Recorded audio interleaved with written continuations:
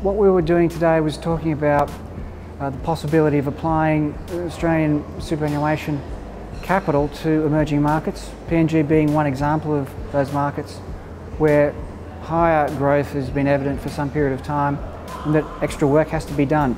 I think the message was that you need to spend quite a bit of capital and time to get ready to participate in these markets, and PNG is a very good training ground for these markets.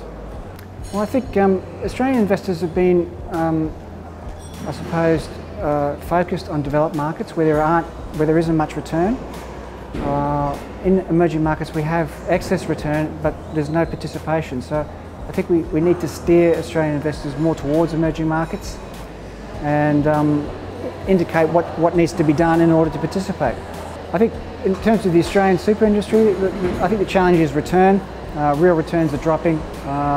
Growth is lower than it should be, and probably will be for quite an extended period of time. In order to correct that, I think Australian investors need to look at emerging markets in more detail, apply their skills to these markets and then get returns from applying those skills.